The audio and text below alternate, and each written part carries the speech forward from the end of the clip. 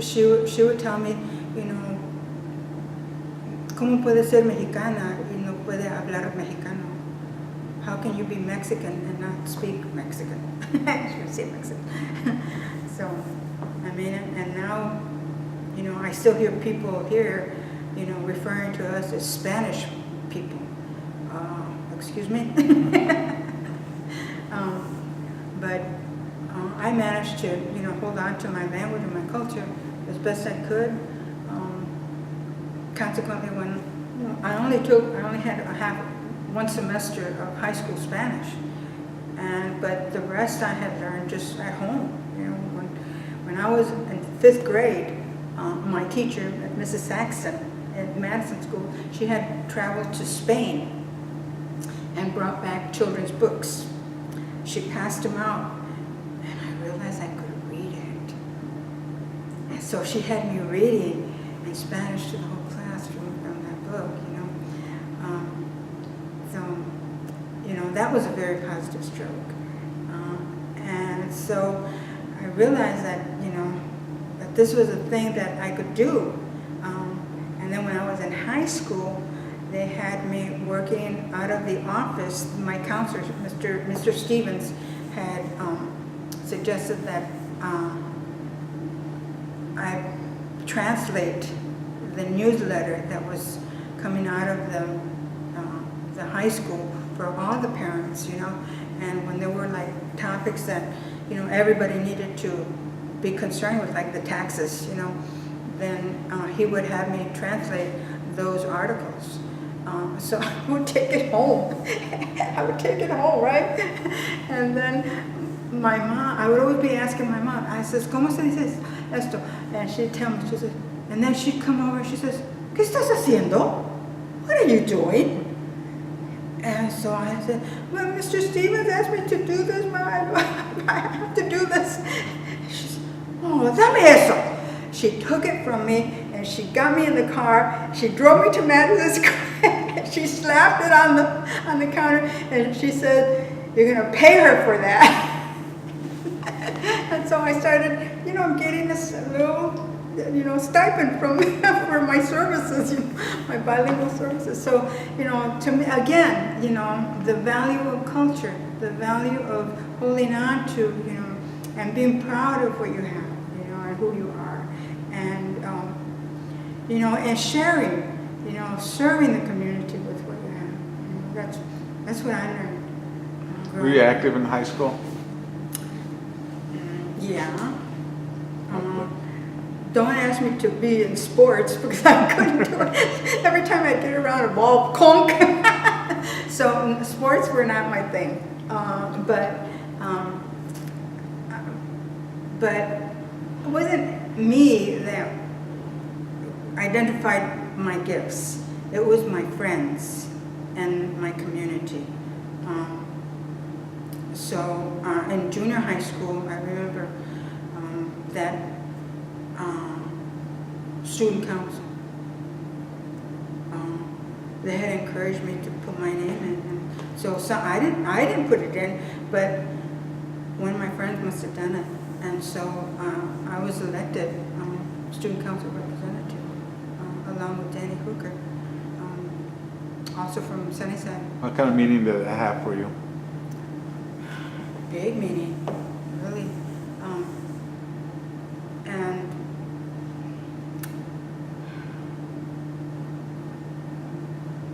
politically motivated. You know, when I remember when we were, since my mom had taught us to work in the fields, then when I was older and could, you know, go and work by myself, I would go with some of the neighbors, you know, the Moreno girls, and we would work everywhere. And I remember once we had gone to just down, is that going south on Main Street, going south all the way out? We had gone several miles out there to work. Well, the farmer out there started spraying the fields, and we started coughing and wheezing, and you know, we had to leave, you know, so we all just hit the road, you know. we just walked off, you know, because we didn't know that there was, at that time, there weren't any laws, you know, against the spraying while the campesinos were working out there. But, you know, we just, you know, self-preservation, I guess, you know, and we just said, no, we can't take this, you know, and so we just walked off. And so there was that, and then my mom herself had told me that when she was first in Sunnyside, that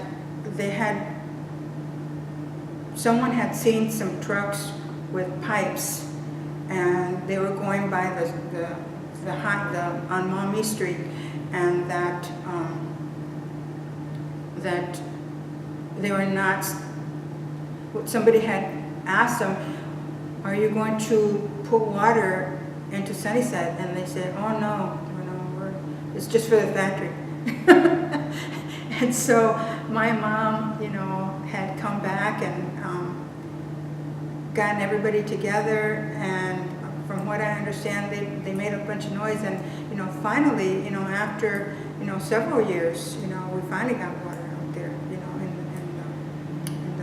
in the homes, in the residences, and they didn't just bypass us. So, you know, that example, as well as, you know, her own stories, and my Aunt Tia Basilia's, about great-grandmother Cuca, and how she had been, during the Mexican Revolution, 1910, that she had been what was called then a macha, and this is a word from my mother, a macha. And what the machas were doing, they were the women who had gone with their men to follow their men to the war front in Mexico, and had offered their services as like field nurses, and of course parteras, midwives, because of the women out there, they're going to be babies. And so that's what my great-grandmother did. She was a curandera and midwife out there in the battlefields. And this is from what my great-aunt had told me. And so just given that, you know, personal history I knew that, you know, my time was coming, you know. And so even in high school, you know, as my own classmates, you know, recognized my abilities, I was just títeres y flautas, you know, because my mom would always just, you know, just get mad at me and say, "Oh, tú con tus títeres y flautas, you with your flute, you know, your puppets and flutes," you know. I was just like fooling around all the time. I knew that even though I didn't recognize my own gifts, that, you know, my peers were, you know, selecting me as, you know, someone to represent them. So that was a very, you know, again, positive stroke, and so I've carried that with me through all my life. Did you take lunch to school, or did you buy lunch at school? I bought lunch. No, not at first. At first, my mother would send lunch with me. Did you ever take tortillas? Tortillas and beans. And then with a little cheese in there if we had, you know, if we had it. And then people started trading me their bologna sandwiches for my tortillas. What? And at first, I was, oh, okay, and then it just started getting, oh, no, wait. So everybody wanted my tortillas, and beans, taquitos, that my mom had put together for me, and then the appeal just, bologna sandwiches just kind of faded. Did you ever have friends come over that weren't familiar with the Mexican culture, have them come home? And what was that experience?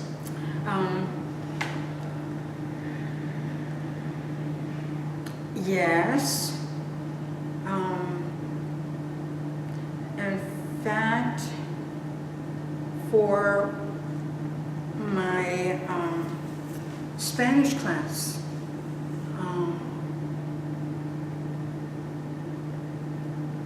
the teacher, I remember her, Mrs. Dean. She was wanting to, connect a little bit of culture with her Spanish class, so she said, does anybody know how to cook, Spanish food? And I said, well, I make tacos. And she said, well, so, and I don't think there was the Sunnyside Cafe, which had been originally, owned and operated by the Cruz family, and me and the Morenos used to work there. And so my friends had been coming to my house, Anglo friends, and they really liked the food, and just, the family feel of it, of my home. And then I think we were like in my junior year, my friend got kicked out of her house for hanging around with Mexicans. And so we took her in. And she stayed with us for a few months, and then the teachers at Madison, especially the high school teachers, they were great. One of the teachers took her in then, but we had her at our house for several months, and my mom just treated her just like everybody, just like one of us. We didn't have very much, but what we had, we shared with her, and she wasn't the only one who stayed at our house. I had two other friends that came and stayed with us, all of them Anglo. And then my sister had a couple of friends too, of her age group, that also stayed with us in order to finish school. My mom just took them in, so they could finish school and just be able to, prepare for themselves, Can I back up just a little bit? You bet. You had asked me about being active in school. Well, the other means by which I was active, and my peers recognizing my gifts, Joel, I was just like always playing around. And even in school, the teacher, I didn't go to any of my world history classes or U.S. history classes, because my teacher had brought in his personal library, and there were a select few of us that were allowed to go in there rather than going to class, and they referred to it as independent study. The aim was to expose us to all this college level reading and thought, so I read like Brave New World, Slaughterhouse-Five, when I was in high school during that time. So it was through my peers, and my teachers and associates that recognized my gifts.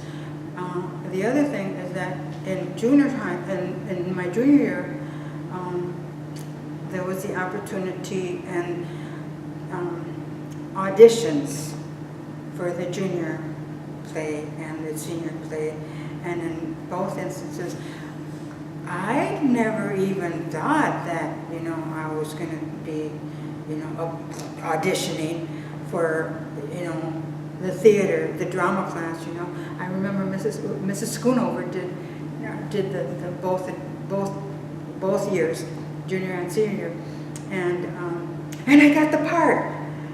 And so, and then the support of my community,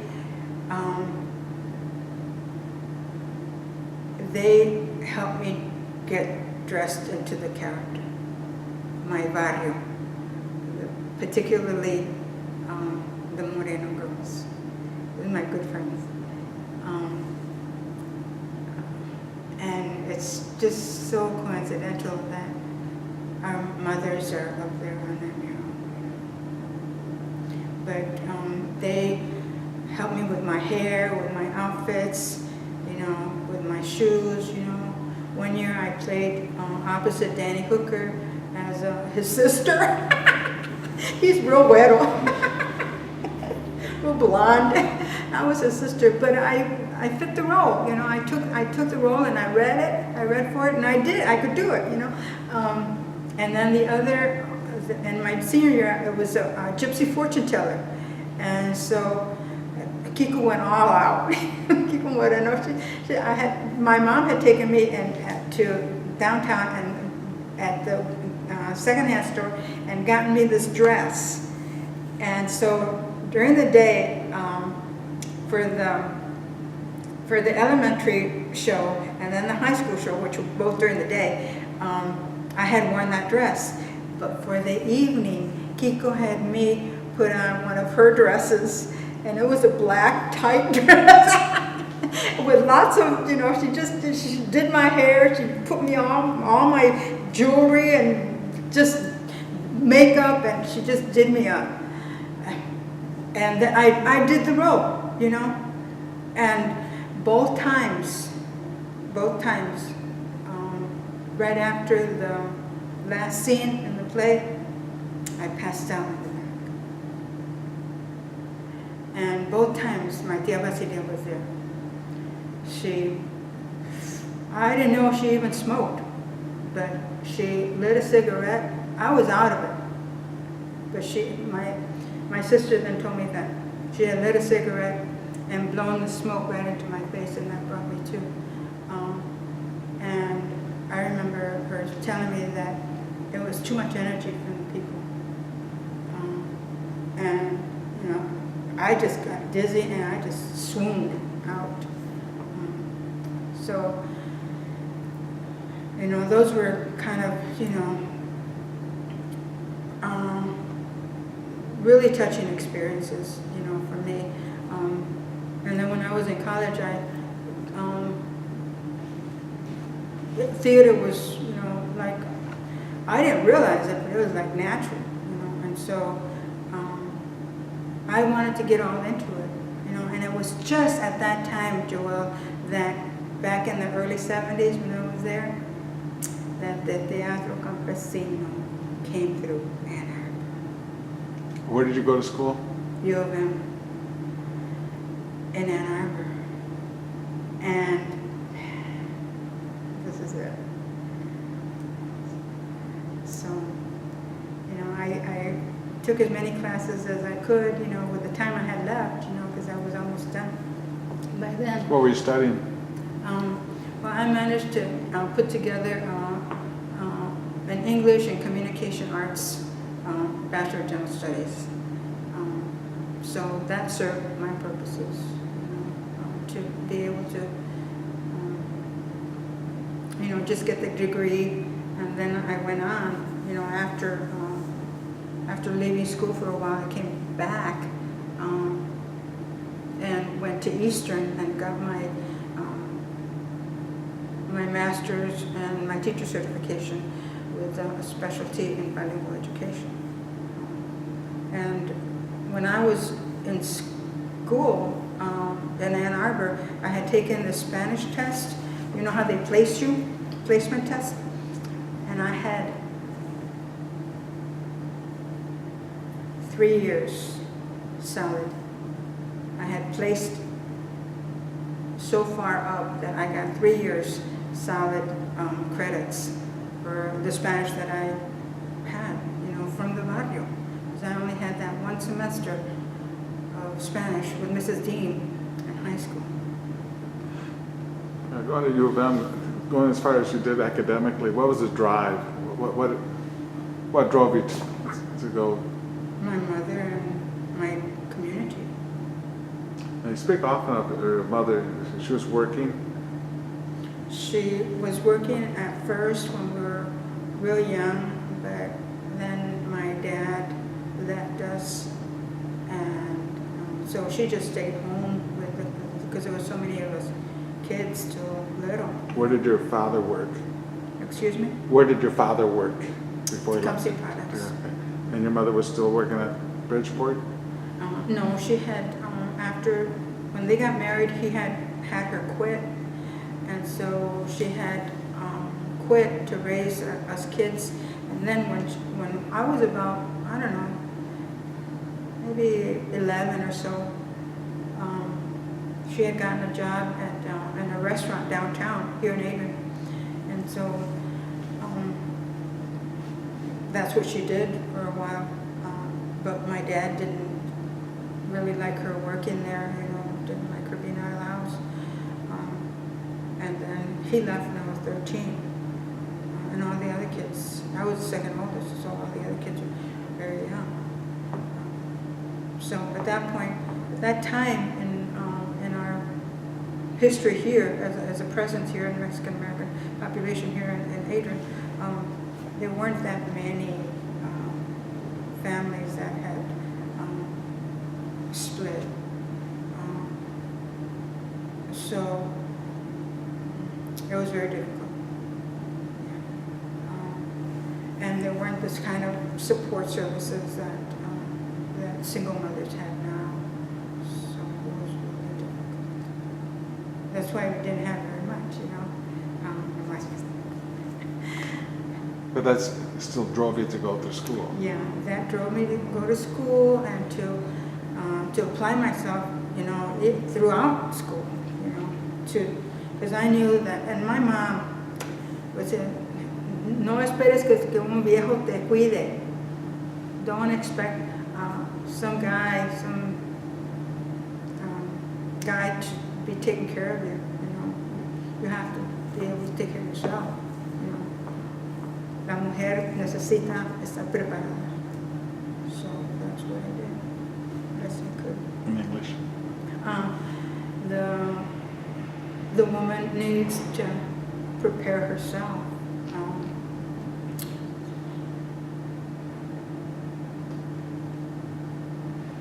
You want to establish a museum in Sunnyside. Tell me about that. Why? I'm thinking a museum. I had a dream. When I first came to be with my mom during the last years of her life, it turned out to be, I had come like in April.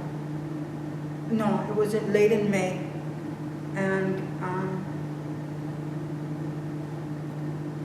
that was in 2013. So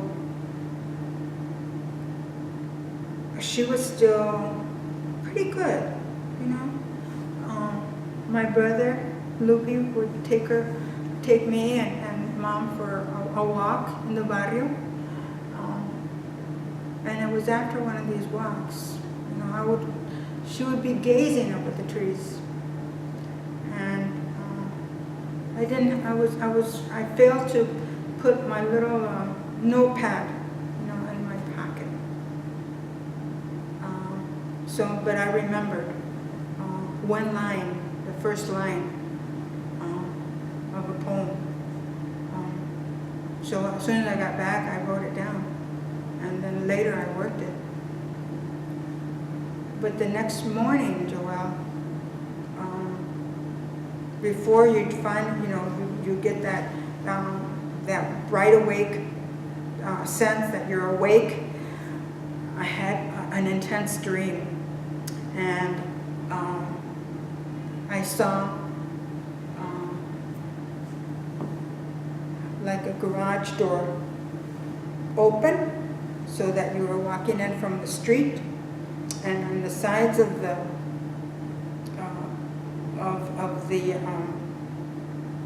building inside, there were shelves, and then running down the center of it, there was a high table with stools, high stools, that people were sitting at. There was the radio on, playing Mexican music, and they were working and talking and laughing and making stuff. And on the walls, I could see on the shelves, there were some of their work that was completed and some that was in process, you know. And it was ceramics, a type of ceramics that I've never seen before, combining ceramics with steel, old, rotted, rusted steel from like cars and like that. But the ceramic part was very brilliantly painted with some in the manner of Puebla. That's one of the provinces in Mexico. It's very fine work that they do there. And ceramics is a big thing there. So I wrote the dream down. And the next, like just as I was finishing the last line, the last word, my friend from Albuquerque called me. And I asked her if she had a minute, and I would, you know, to read her this thing, because we always shared writings, you know, when she was living in San Antonio. And so I read her what I had. And she says, Laura, she says, that sounds like a cultural center. She says, are you making revolution over there? So I didn't realize it, but I think that's what is needed here in Adrian, because we have a lot of talent here,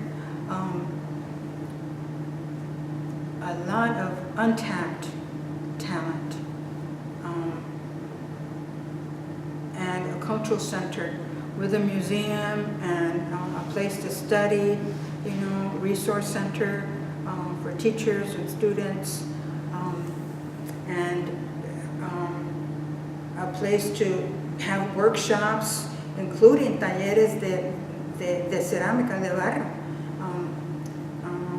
workshops of clay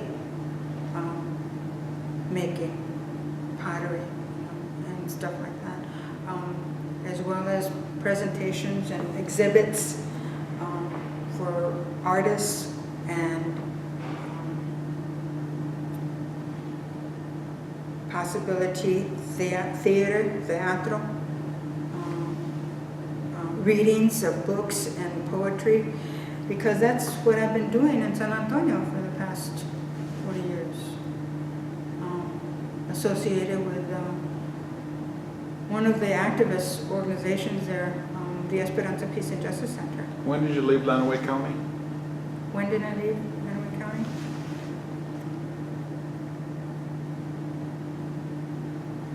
I had left and come back and then left again. And come back and left again. And then finally it was in the early 80s, maybe 81, 82, because I started working in San Antonio in 82. So I must have been, I remember it was right after Christmas. It was on the 26th of December that we left Michigan. And I had been over here with my mom and my brothers and sisters for Christmas Day. Then we had gone back to Ann Arbor, because I was married then. So we had gone back to Ann Arbor, married student housing, and from there we left the state. But it was in the late 81. Thinking about Sunnyside, growing up in Sunnyside, in the 60s and early 70s, what things you think represent Sunnyside? Either things, restaurants, or people? What do you think would represent? If Martin was to do a Sunnyside mural, what would he put up there, you think? I think, well, in different seasons, different characteristics show up. For instance, in the fall, we'd have the bonfire in the middle of the street. And we didn't, we were kids, so we had, and Sunnyside was a very inclusive neighborhood. We had blacks there, whites, and then us Mexicans, and so, we would be,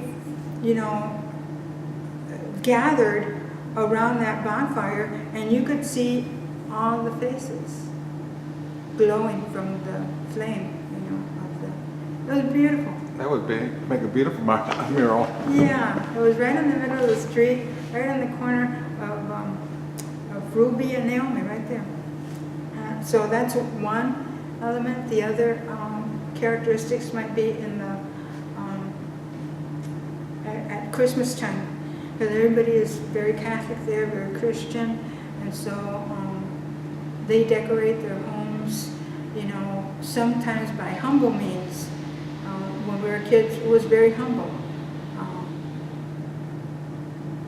For instance, the tree that we would get, we had gone out to my uncle's ranch and chopped it down and dragged it in. Where was the ranch? It was over there by Hillsdale. Okay. And then you bring it home? Yeah, decorate bring it it? home. Yeah, and then for New Year's Eve, all the men would go out and shoot their guns off, their rifles, their deer rifles, They would have La Venada, I think it was in November.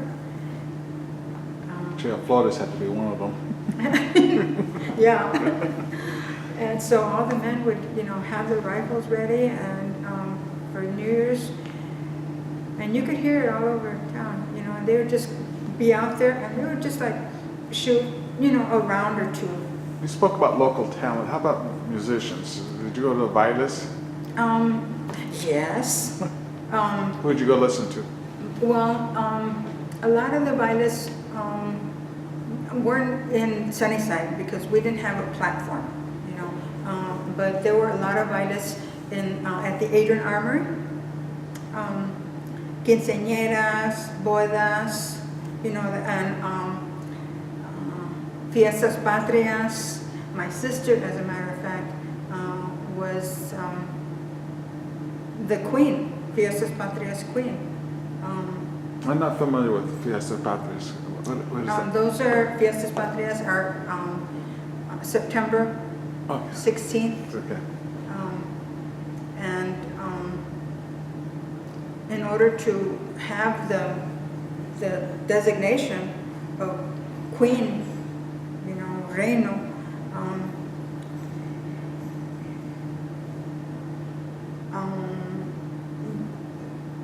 you had to vote, and in order to vote, you put pennies into a jar. Into Where a was the donation. jar kept? And it would be, well, I remember my sister had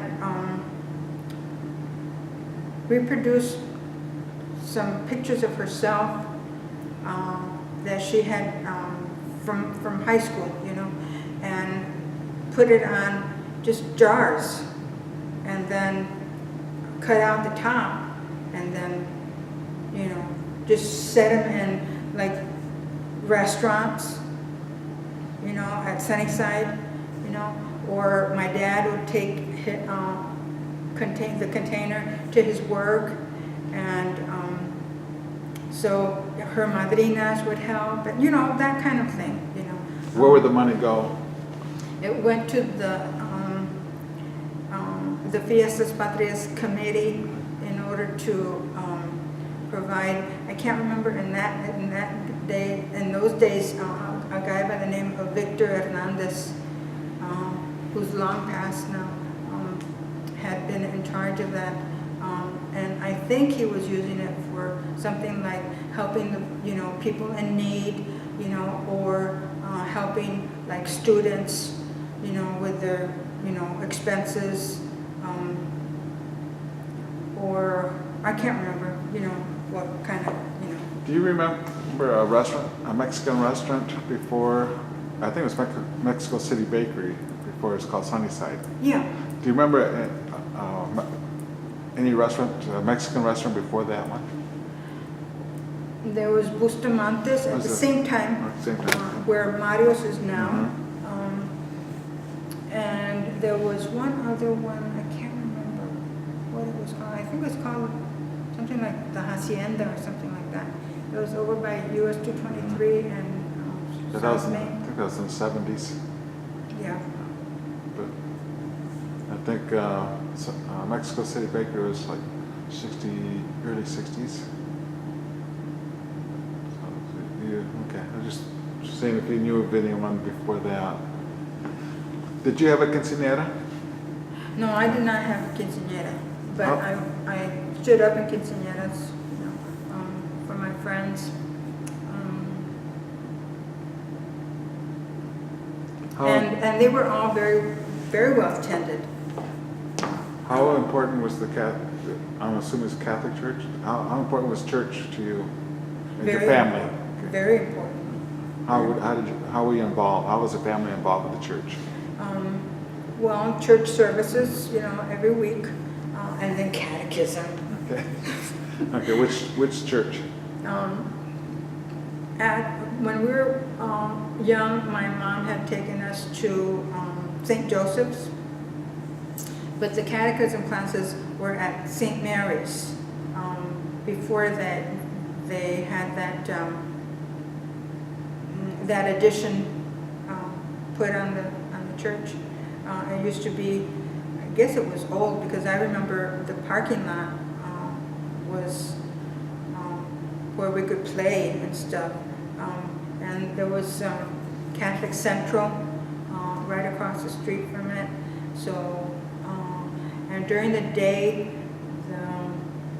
the building where we would have catechism classes, I think during the day it was like a Catholic elementary school. And I didn't go there, and I don't know anybody who went there. But that's where we would have our catechism classes, but it was Monday evening. It was every Monday evenings. Mine were Saturday morning. I missed out on cartoons. I remember Monday evenings.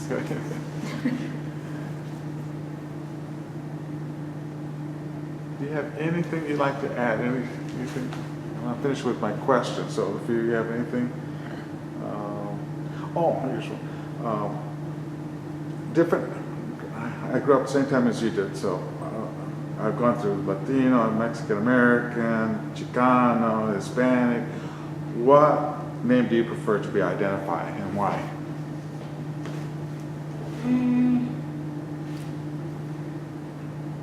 I still prefer Chicano, although I don't hear many people using it anymore. Latino is probably more frequently used.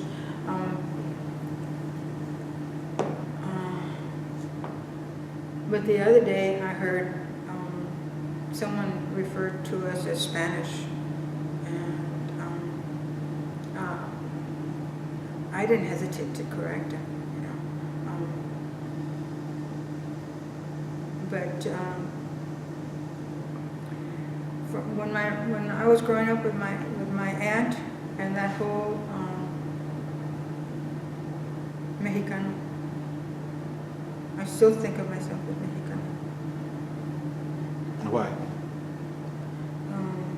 It's in my blood. And also, why do you lean towards Chicano or Chicana? Well, I think it's the activist part of that reference name. It was more popular during the farm worker strikes. Were you involved with that? Not directly, but that was, when I was at the university, and the Teatro Campesino had come through. That was it. As they used the term Chicano was very popular then. It was late 60s, early 70s. Did you pick it? Huh? Did you pick it? Well, I was not traveling very much then. I didn't start traveling until a little bit later. I hitchhiked across the country starting in like 71. I went all the way to California hitchhiking. By yourself? Yeah. And so I knew that there was a bigger, wider world.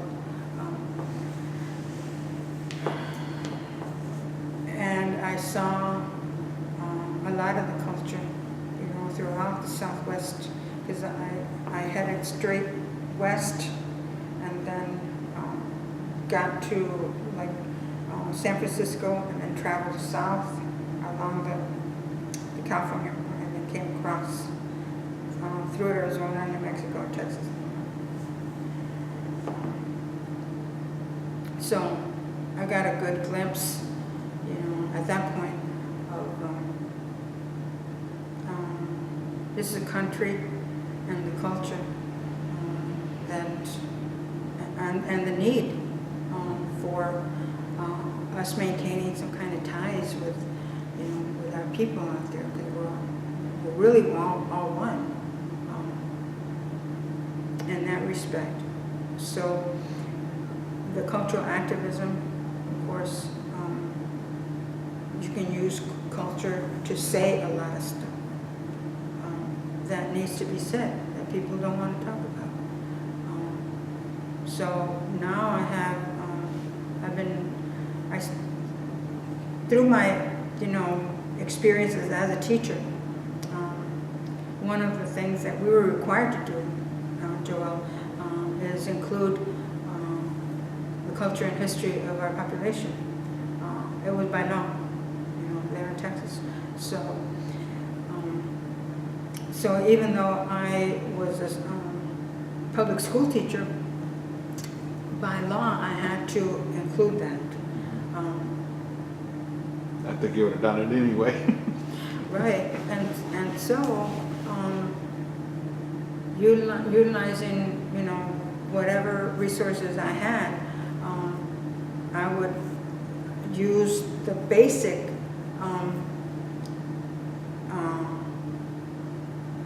requirements from the state, and then blend it together, with how my mom taught me and my aunt, using all the resources at my disposal. And so I can do anything. That's what my mom taught me. So I love puppetry, and I love theater, and and I love music, although I can't hardly sing, but all of those elements, all of those, forms, to me, represent the cultural activism that we sorely need at this time. So, and it's a way by which, people can, get educated, express themselves, and move along, to the next, point of our evolution, which never ends, it's evolutionary, purely evolutionary.